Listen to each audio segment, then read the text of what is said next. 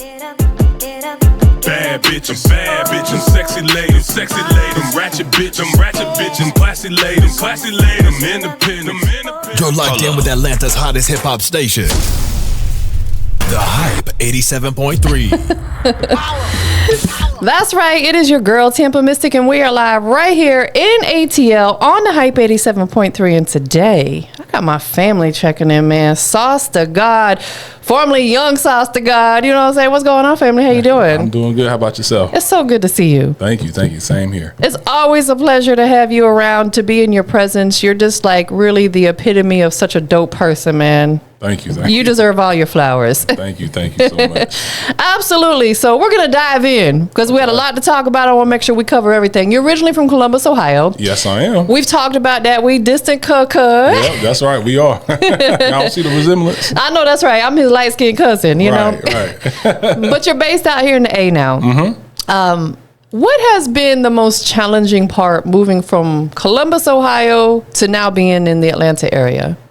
Well, at first, I think I got kind of a little help because I was actually in Charlotte, North Carolina before I actually made it. Got you. Okay. Atlanta, Georgia. So that was like my first introduction to being in the South.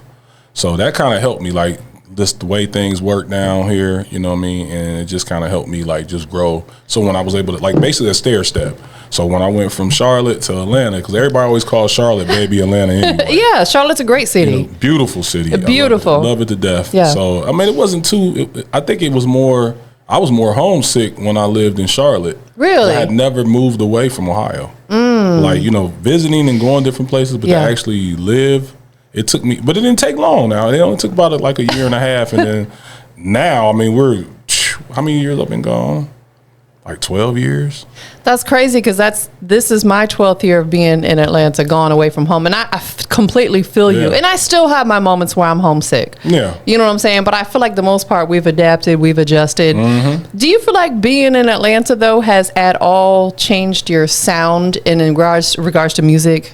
I would say it's more broader now. You know what I mean? Like I still have the core, like, you know, just the hard hitting rap and, you know, spitting lyrics and stuff like that. But I've also learned how to make, you know, great, you know, club music. That's like I like to call it. Like, you know what I mean? I feel like being down here, and I've always been that way anyway. Like I've always loved music from all over. I've never just been stuck on just, okay, I'm from here, so this is the type of music that I like. So I feel that's important. You got to have a broad sound because now you're going to have a bigger audience. You're going to attract people from everywhere, and that's the goal, right? Yeah, absolutely. So a lot of people historically have said Atlanta artists stick together. They really push each other. Do you think that's still true today, or do you think the scene has gotten a little more competitive? Out of everywhere else, I would say they still stick together. Yeah. You know, overall. You know, they have a few little isolated incidents, but I like to tell people that's not Atlanta in a whole. And I love what's going on right now where everybody's just connecting and kind of bringing that vibe back, you know, that a lot of people saw like in the mid to late 2000s. So I'm really excited to see what's going on. Yeah, I want to talk about that just a little bit because I feel like, and I seen an interview that Deb Antony did, and I couldn't agree with her more. She said a lot of the old school artists are getting booked right now. Mm-hmm. And I'm loving that for them because, you know, a lot of what's happening with some of the newer music, people are kind of getting burnt out with it. You know what I'm saying? Because there's not a lot of substance that, not all of them, I'm not throwing shade, but a lot of them, the substance isn't there and they don't really have much to offer in the way of entertainment. That's why a lot of these old school artists, you know, are really getting booked and coming back. And do you agree with that? Oh, yeah. Like, this is the first time I feel like this has ever happened in music. Yeah. Like, you know, we've never seen, like, you know, before our era, you know, I don't think they get no kind of credit at all. So this is beautiful to see, like, you know, rappers and, you know, singers that were out 15 to almost 20 years ago. It's almost like they got a whole nother career now. And that's great. Like, I'm glad to see this happening. Absolutely. I actually had Jace For Real here, for the lead singer from Soul For Real, Candy Rain. Oh, yeah. You know, and it's like, he's back out here moving around. I just interviewed the Funky Bunch, you know, which we got some work on the way. So I'm loving it too. You know, how do you feel like with your style of music, you kind of fit into everything that's going on right now? I just think, like, you know what, I used to have a problem with my sound, and it wasn't because I didn't think I was dope enough. I just felt like I was maybe too original, and I didn't have like a sound that kind of resonated with everyone else, and I always used to feel some type of way about that, like because the way I like make the records, the way I rap, you know what I mean. A lot of times people will say like he don't sound like he got, you know, no, he doesn't sound like anybody, meaning like you can't say, okay, he patented his sound after this particular artist. Right. But they would say like my tone would be like, you sound like, sometimes I hear, you sound like Slim Thug. Or you got a kind of a Texas feel about you because it's kind of slow. I agree. But it's dope though. Yeah. You know what I mean? I done had so many people say that about my sound. So to see what's going on right now, it's like, yeah, like it's dope because it's like I never really was out like, you know what I mean, like a mainstream artist. So it's like I have like an opportunity, a bigger opportunity now. Like, you know, agreed. No matter the age or what's going on, because some people say older artists, oh man, you're too old, man. And like now, like I don't think nobody, like at this point, the way the music is going, like, you know, I'm not telling you, and let me just say this because people will sit there and say you're encouraging people that are 45 and 50 years. I didn't say that, but I'm just saying, like, if you have music in you and you've done music, and let's just say, you know, you're a little bit older now. Let's just say you're over the age of 35. That's what we're going to say. Yeah. And let's just say now you have more of a chance now, I feel like. I agree. Than maybe 10 years ago. I agree. And I think it's just all about timing, and that's how I feel right now. Like, it's just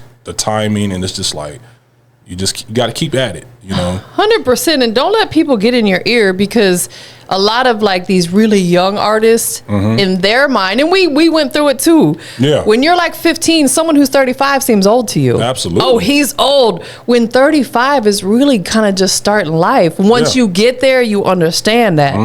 So don't let people, you know, who are much younger than you make you feel like you're too old to do this, because you're absolutely not, especially if you've got history with it. Yeah. And it's something you truly do. You're not just doing it just to be cool and fit in. Right. Go for it. Absolutely. I agree with you on that. Yep. So let's talk about this single Party, which we're going to listen to it in a little bit. Definitely is making some noise. Yes. And you've been pushing it for a while, which I think is super, super important. What inspired the track? Oh, man. It's crazy because I always wanted to sample. There was two samples I always wanted to sample, and one of them was the Party, Gangsta Party. People don't know that is one of Yo Gotti's first singles. And it's just something about like production that stands out to me. Yeah. That's how I kind of pick my record. It's the production. Like a lot of people might say, oh, I got a whole bunch of songs written in my head and they don't have the production to go with it. I don't do that. Like, I let the production guide me with the song. That's your creative process. Yeah, that's my creative process. So that has always stuck in my head. I always wanted to sample it, and I just didn't know how. Yeah. Like who could kind of flip it, and just so happens I met a dope producer that did it, and like I just knew it was meant to be because he sent it back in 45 minutes. Like I said, can you sample this song? And it's another one. People probably don't even know 25 Lighters on the Dresser. Yeah. Some people don't, but see, that's why I said that's Texas. You see what I'm saying? That's hard. Like, and it was like, I always just love those sounds in the record. Yes. And those things stick out to me with records. So who is the producer of it? This is by who I said it too fast. Oh my God, I can't even think of his name. He's gonna kill me for this one. Like, we're gonna have to edit. That's okay. You can get back to me on that one. We'll get back to it. You get back to me on that. Who's the feature on it? New Blanco. Shout out to New Blanco. She's definitely making some noise in Ohio as well. Yes. She's doing a lot of great things right now. She's actually getting ready. I think her TV show, The Baddies, is getting ready to drop either in a couple days or something. I forgot. Like, I've been keeping up with her because, you know, we've just kind of been doing all kind of different things, and she's kind of gotten to the reality TV world, which I told her, I said, you would be a great fit for. She's got the personality for it. Personality. I said, you got the face for it. Yes. I said, it just makes sense. I said, so sometimes you got to be able to, you know, adjust sometimes. Like, if that comes that way quicker, go get that, and then get back to the music, and then just coincide both of them together. I couldn't agree more. And there's nothing wrong with it, because her getting into TV, reality TV, could be what really pushes her music career up and through there. Like you said, you know, we got to be okay with pivoting sometimes. Absolutely. Don't be so stuck on, man, I'm only doing this. No. Yeah, you have to do other things. Multiple things. Absolutely. So you've been in the industry for what some would consider a fairly short time on a professional level, around 6 years. Yep. Gosh, it seems so much longer than that, because I feel like I've known you for like 10. Right. We've been around for so long. Yeah. Over these 6 years, what has been that biggest lesson that you've learned as an artist in this industry that you don't mind sharing? Oh man, I would say the biggest lesson I learned is always, I would say, learn the business. Yeah. Really, really learn the business. And also, everything that you think is what it is, isn't. What all glitters ain't gold? Right. It's a lot of fool's gold out here. So it's like, and a lot of people don't know, like, it's crazy because I was just watching something on TV the other day. I think Neo was saying something about how your interpretation of the industry when you like looking from the outside in and then when you actually get in is totally different. Yes. Like a lot of people think like, oh man, like they got this and they got that and this is going on and they got the #1 record in the country. And I hate to spoil it, but we're going to have to say it. Yeah, just say it. You just got to say it. Like people, all these things can be bought. And majority of the time it is. Yes, like the star, like, the Hollywood star, you can buy that. You can even buy your way into the Grammys too. Yes, you can buy your way into the Grammys, billboards. The billboards. I mean, they pay for that type of stuff. If you want the #1 record in the country, they pay a lot of money for that. That's facts, because I had somebody who on the gospel side with the Stellar Award said they were nominated, but they couldn't get the award because their budget wasn't there to actually pay for it. Like, people don't understand that. Like you said, people might get upset or not agree, but I feel like in a lot of situations, there are some situations you can't buy your way into. Right. Definitely. But on some of that bigger scale stuff, you absolutely can. Yeah. So it's a numbers game, It's about how much money you got. Absolutely. And then some people like, and if you don't know that coming in, it's gonna change your perspective of how you look at this whole. That's why it's called the music business. Yes. It's all a business. It's all about making, like you said, it's a numbers game. It's about making money. Let me ask you this, and this might be kind of a hard question to answer, but I'm going to throw it out there anyway. Realistically, we'll use you as an example. What do you feel like, because you've got good music and you've got the ambition and you've got the hustle, you've got the look, I feel like you're the total package. What do you feel like would be the realistic budget that would take to get you where you need to be? Now that I know the business and everything, and I know I can get some things at a cheaper price and build relationships. Right, build relationships. I mean, I would say, if we're going to be honest and all the way around, I would say you probably need at least. I would say you're probably going to need at least a couple $100,000. I agree. Just to even like to really compete. Scratch the surface like, and kind of and like you said, like that's just half of it. Like, but that's why I feel so good about certain things, because I look at it like I'm halfway there, because I said I have the music. Yep. I create all this. Yeah. I know how to make some great music. Like people are already engaged to it without me having to say, here, play my song, here goes some X amount of dollars. No, a lot of people just gravitate towards that. So if I just had a little bit more, I think, like I said, that would just blow the door off the hinges. And I love the fact that you're realistic with it, because a lot of these young artists starting out feel like they can just spend a little bit here and there and it's going to get them up and through there. And maybe there's that diamond in the rough every now and again where someone's going to reach out and invest in them. Right. But let's be realistic. That happens far and few in between. It really does. So I feel like with you having a realistic outlook on it puts you that much closer to where you want to go. Absolutely. Because you know what you're working towards. Yeah. But you have had the opportunity to have your music on FM radio. Absolutely. Which, look, a lot of artists, that's what their goals are and they haven't made it there. Again, it's about building them relationships, like you said. Yes. You've done stuff like, of course, Off the Porch, which, they're a huge major platform. Those type of opportunities, how do you feel like they enhance what you already have going on? It just puts more eyes on me, and I tell artists all the time, because it was crazy, because like we did that interview a little bit ago, and it was somebody the other day I was talking to, and they were like, "Yo, man, I saw you on the porch, man." I'm like, yeah, we did that like over 6. Shout out to Dirty Glove. Yeah, Dirty Glove. What's up, man? They was like, yeah, we saw you on the porch, man. And he was like, he's like, if I wouldn't have knew like that was you, he said, I'd be like, I know that person from somewhere. And that's crazy, because it's like sometimes you never even know, like you could do something now and it doesn't even have an effect. It takes time to catch up. Yes. And that's why I tell a lot of people, you got to be patient, because like you might have did something a year ago and it might not even get going for like another year or 2 years later. Like, that it's just is how it works. Facts. That's facts, because I monitor and look at like a lot of stuff on my YouTube, and there will be videos that interviews I did a year or plus more that people are just now commenting on. Yeah. So it's like, like you said, be patient. Yes. Put that patience cap on. I know it's difficult. Oh yeah, it is. It's very, very difficult, man. But it's like, because we think as artists, like, and that's why I've been pushing this record, because it's like sometimes, oh man, like as the artist, you feel like, man, this song is old. I did this song this amount of time ago, and it just didn't. You thinking like it's supposed to just click, because that's the magic of the internet. See, the internet got y'all fooled. Y'all just think these records just pop off like right away, and they don't. No. And if you don't have like any like a major team or label behind you, or like you said, an investor to get it going faster, then it's going to take some time. Like I know some hits that y'all might have thought just came out last week that they might have been pushing for like 3 years. I think like Money Move, like he was pushing that record for like 3 years. Correct. Before it even got going. Yes. So just imagine it taking 3 years for something that you feel should have happened 3 years prior to that. That's why it's so important not to give up on a track so quickly. Yeah. Because, not that there's anything wrong with continuously dropping new music, because I feel like we're kind of in that era.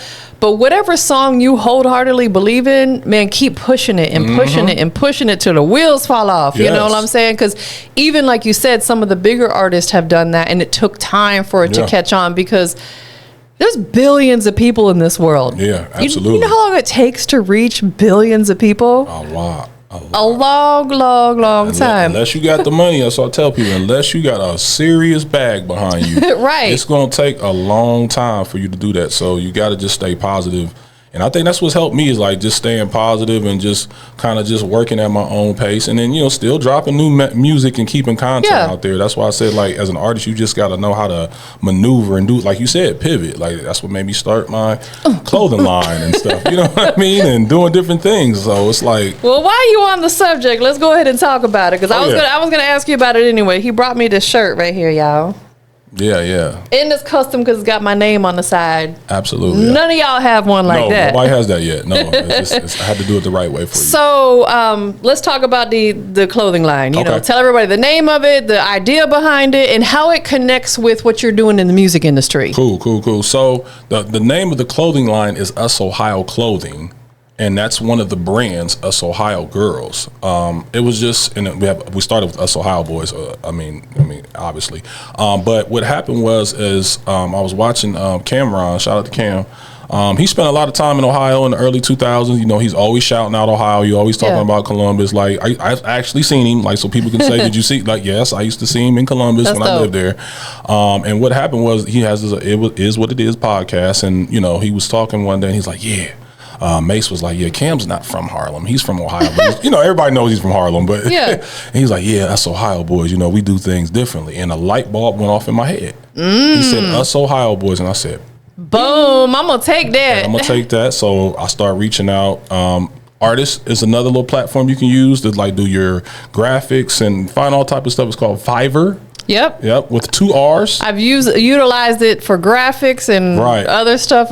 All my radio drops were done from a Fiverr. Yeah, so it's I got on there and I found the logo designer and I said, "Hey man, can you make this logo for me?" Yeah. And I said, "I kind of want to have like a bubble look to it. I want to kind of give it like the graffiti look a little bit, just to kind of give them like a different vibe to it." He brought it back.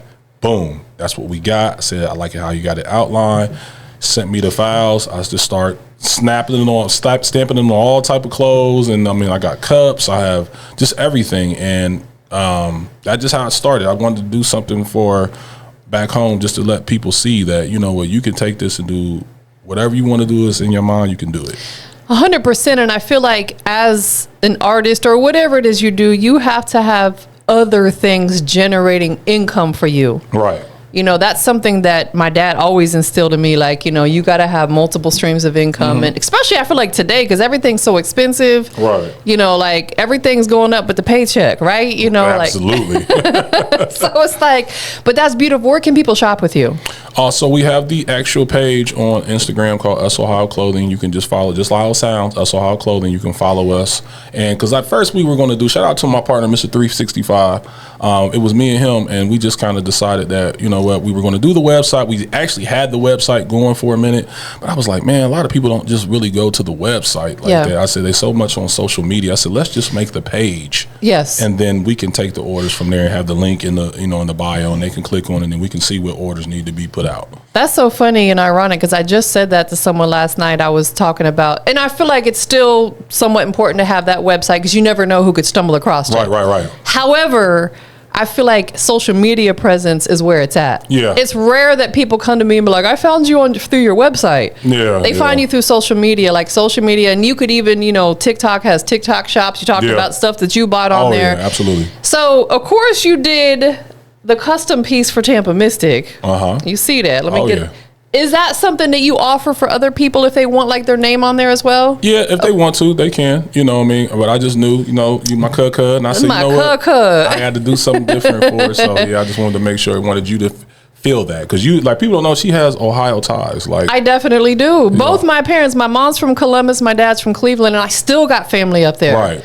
So it's in my bloodline. It's in my DNA. Absolutely. So I just wanted to make sure I got her something that was custom for her. Because I'm slick an Ohio girl, you know what I'm saying? Yeah. Like, even though I was born in Florida, my family is all from Ohio. So all your roots are from there. Yeah, and I spent so much time there growing up too, and it's so beautiful up there. I love it. Yeah, definitely. So you mentioned wanting to talk about like seizing the moment when it comes to opportunities. Yes. And I feel like, man, that is such a great topic. Can you share like maybe a personal story or something where you seized the moment on an opportunity that really panned out for you? Yeah, just like with one of my records, and it was like, man, hey man, we want to get this on the radio station tonight. Can you get it done? Can you have the radio? Can you have the radio edit? And artists, make sure you always don't leave the studio. Do not leave the studio without your radio edit. Like, always have it, like, because you never know. And then it just happened that night, like, he was like, man, I'm gonna play this on iHeartRadio, man. It's gonna be like 2 million people listening to your song tonight. It just so happened I had just got it done like maybe a day or two before, and just had got it back. So never want to have to get ready. You want to stay ready. Stay ready. So that's something that I learned, like, always be ready. So that's why I always make sure I have my records ready. If it's some merch or something, I already got it pressed up. Like, I just got to go find your size or something. Like, just always be ready, because you never know.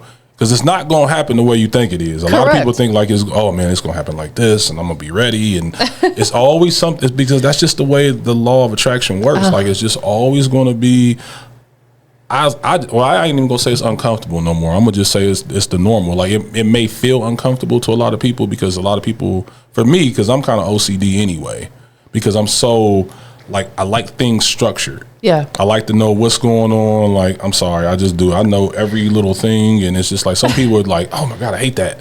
But I love it, because like, that's the only way I feel like I can function. So me being so structured and then going into this world, like, it's like, it took a while for me to understand, like, it's not going to work the way you think it's going to work, and it's not always going to be like on Monday. That check might not come till 2 weeks from now, or a month from now, or something. I'm like your twin, because I'm the same way. I'm very calculated. I'm very structured, and it's funny because I interviewed someone the other day, and I've learned over my years of doing this that you got to put a lot of rules and regulations in place, because if you don't, people will try to show up with 30 people.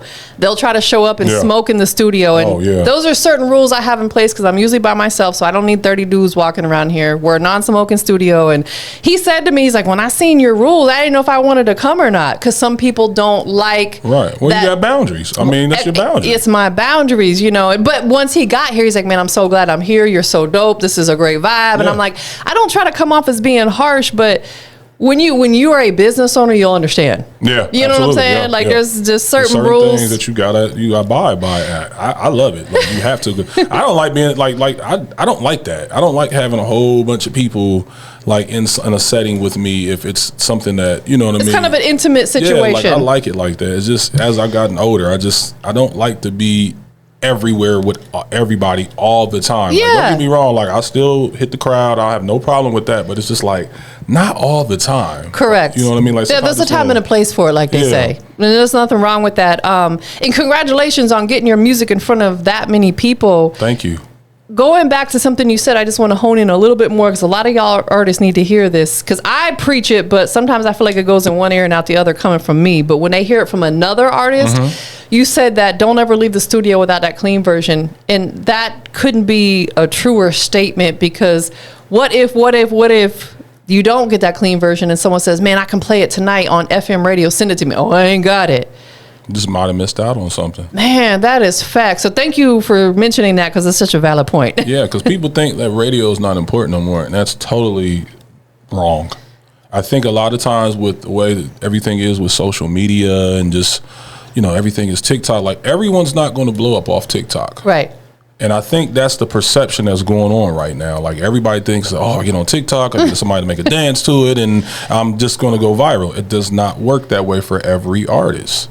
So you still have to understand that radio is very important. Why do you think it costs so much?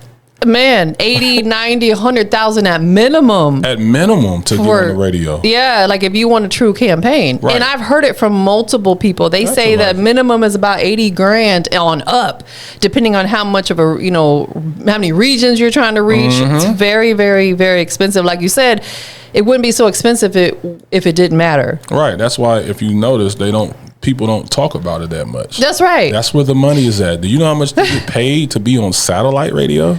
Listen, that's why you got to come to places like the Hype 87.3, who are budget friendly, but we're still fully licensed. Right. As an independent artist, you got to start with platforms like this and work your way up. Absolutely. 100%. So if the song Party had to be a soundtrack for like one unforgettable night, what would that night look like? Oh man, we would just be, on the town, having like a big party. You know what I mean? Just almost like, almost like the movie Hangover. Okay. I think a lot of people would probably think, like they hear that, they go, oh, okay, like it's kind of like the Hangover. It's like you're going from one place to another. Not everything that was going on in the Hangover. Nah, facts. That was such a great flick, though. But like kind of like the Hangover, like because you're just all over the place. You don't remember what happened. But I hope some of you guys do, like but like just having fun, like you're just everywhere, like just going from one club to another, partying, just having a great time. Like, and sometimes you need those moments. Listen, I feel like we've all had moments, because I remember, I had one birthday party and I seen pictures from it that I don't remember. Yeah. I'm like, did someone lace my drink, or did I just drink too much? Because I'm like, there was a picture of me kissing the DJ and I don't remember it at all. Yeah, that's crazy. Not that I'm embarrassed, because I was having a good time, but I'm like, I don't remember that. So that's one of them. Yeah, like I had pictures like that. And I'm like, why did I take that picture looking that crazy? Yeah, like, exactly. Eyes droopy, everything. I'm just like, no, we cannot do that anymore. Nah, facts. That is hilarious. So imagine Columbus, Ohio, and Atlanta. You got to say it right. Atlanta. Both claim you as their own, right? Yeah. Which city gets the crown as the true home of SauceDaGod? It's going to always be Columbus, Ohio. Okay. It has to be. Yeah. You know what I mean? I grew up there, born there. Pretty much all my family is still there. So, of course, Columbus. Atlanta gets, you know what? I'm going to do this. I'm going to do it this way. Atlanta gets SauceDaGod now. Okay. Because Atlanta molded me and raised me to understand this music business, this entertainment business. Yeah. That's I got to go with them for that, and that's what's giving me all the just the hustle and grind. I tell people, like, I went down south and I just learned the hustle and the grind and appreciate it more. Not to say that nobody's hustling and grinding up there, but it's a different look. You know what I mean? Like, it's still some struggles, there's still some barriers and challenges in the Midwest. Like, I think I seen somebody, the guy who owns Say Cheese, Sean Cotton. Yeah. He said, like, they asked him what are the 4 like most hardest places for artists to like blow up at, and he was saying New Orleans, and he was like, because New Orleans hasn't really had an artist since Lil Wayne, right? And like that's been almost 30 years now. Lil Wayne's been in the game like 30 years now. Yeah. And he was like, another place is Ohio as a whole, and now we've had little you know, sparkles here and there, you Yeah. know what I mean? But it's like actually like just having that hub to be able to blow up. And we have so much talent up there.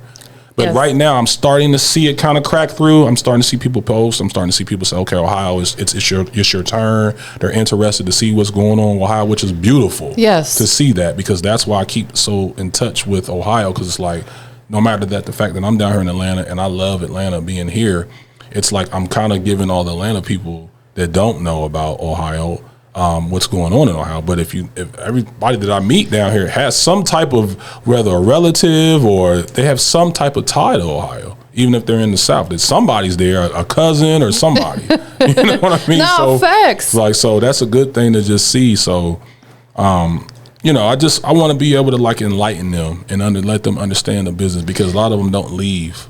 So they don't really know what's going on outside of Ohio. Makes sense. So, and I think like, you know what, I used to think that way. You know what I mean? Yeah. Like, until you start traveling the world and seeing how the world works and different things like that, then you say, oh, okay, we gotta help them. You know? Absolutely. And I feel like if we put spotlight on more cities, it's not going to dim the light for the current cities like Right. Atlanta.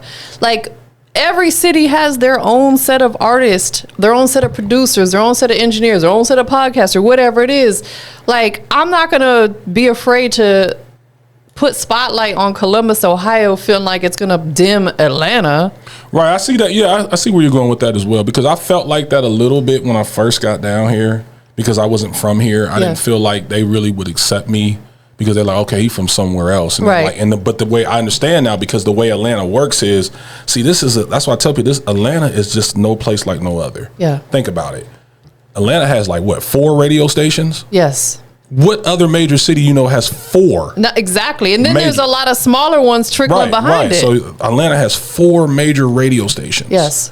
You have all the DJs, you have the strip clubs, you have everything right here. Like, so it's like you created your own ecosystem. Correct. So I understand why Atlanta feels the way they feel, because it's like they created this thing. And then what happens is people from the outside look at that and say, oh, I want to go down there and get into that. And there's nothing wrong with that. But it's like, you know, I tell people, it's like, you still got to build those relationships.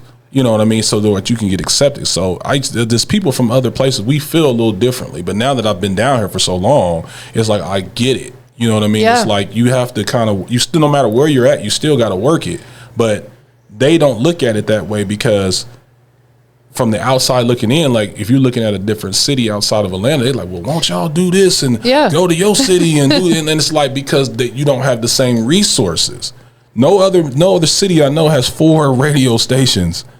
You have all the clubs, you have the support. Yes. See what I'm saying? So somebody coming from Columbus, Ohio doesn't have the same support as somebody from a New York. New York is humongous. Absolutely. Or California. Right. And then you have now in the Midwest, you have Detroit. Detroit's doing their thing now with the Tubi movies and the music. They're going crazy on like that. Texas is going crazy. Texas, Dallas, you know, Houston. so it's like, unless like you guys gave the blueprint for that, but everyone's not probably going to be able to do it the way Atlanta does it, just because of everything that Atlanta has. But some of these other cities can, but smaller cities, like just I'm not even gonna say hole in the wall, but just smaller, real small cities, it's hard to get out of those cities. Right, because I feel like historically Atlanta has had so much unity. Mm-hmm. And if other cities would actually come together and have that unity rather than trying to fight against each other, and I'm not saying in a physical way, meaning like they're not supporting each other. Right. Because, quick example,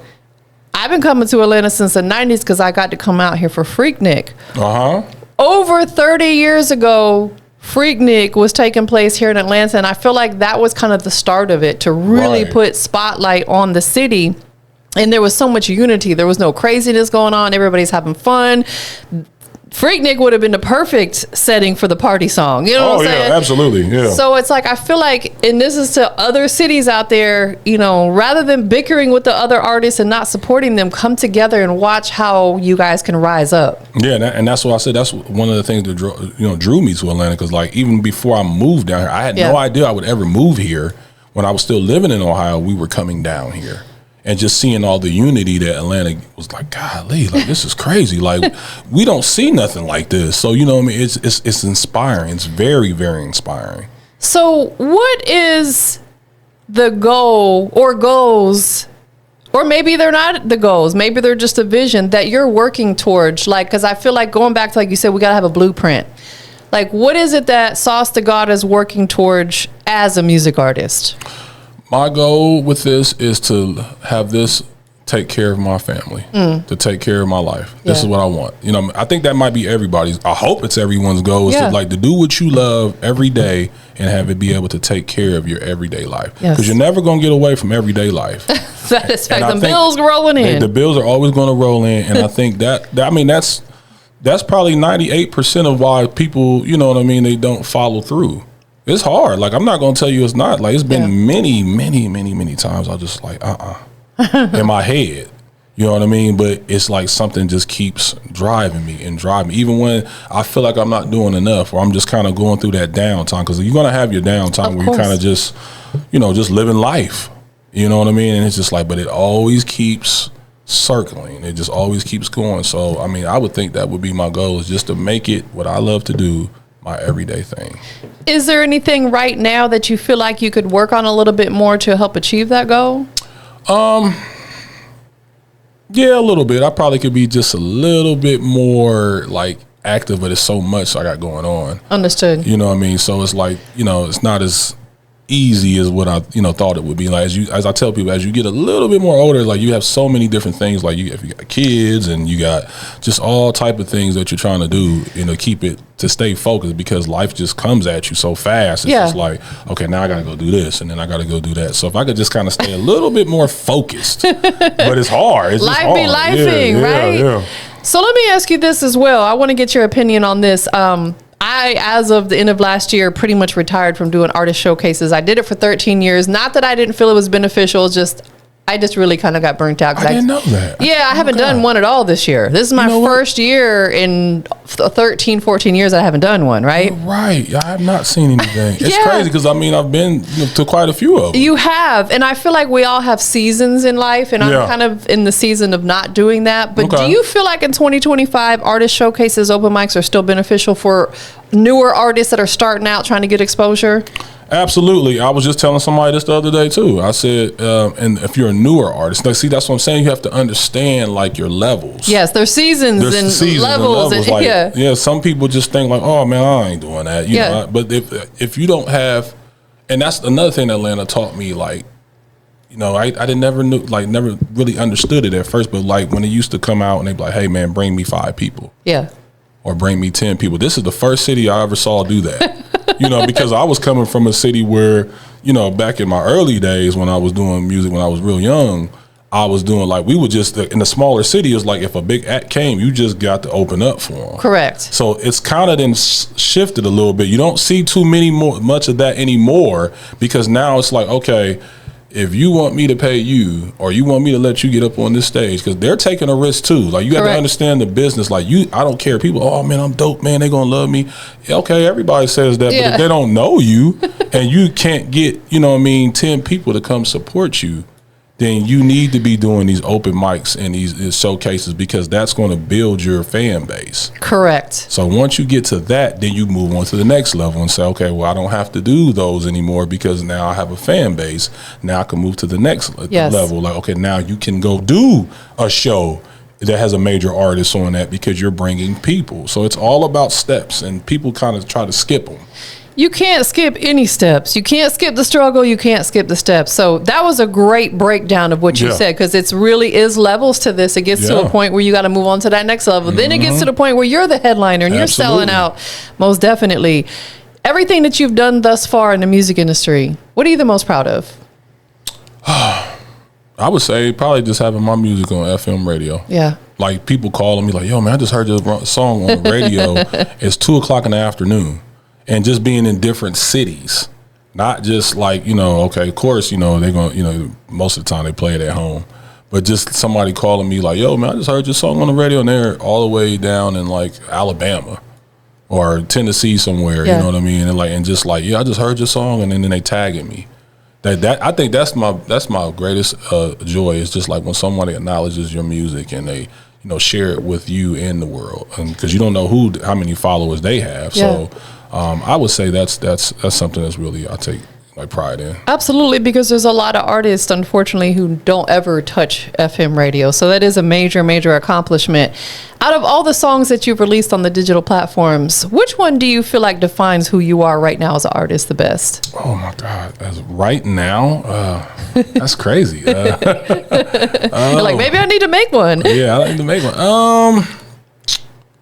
I'm gonna have to probably say Party. Yeah, I'm gonna say Party because it's taken me some more places. Like if you'd asked me 2-3 years ago, I would have had another song. Yeah, to kind of enter. But I think Party is like the one that's really like sticking and resonating to a lot of people. Like just giving the record out. Like I like to do that. I like to just give it to the DJs, and then some people's shout out to All Access J too. Like, shout out to All Access J. Yeah, big shout out to him. Like I was just posting, and then with this new feature that they got on Instagram where you can repost with the little thing, which I love. They finally did that. Yeah, it's like now you have more people able to like come and see who you are and see your little bubble on the screen. Yeah, that's dope. So I didn't even know Talk to Pops too. Shout out to Talk to Pops too.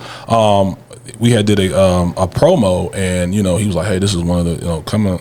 SauceDaGod Columbus, Ohio native just dropped a crazy banger, and didn't know that up under it he had posted All Access J had posted it and said, I've been playing this record.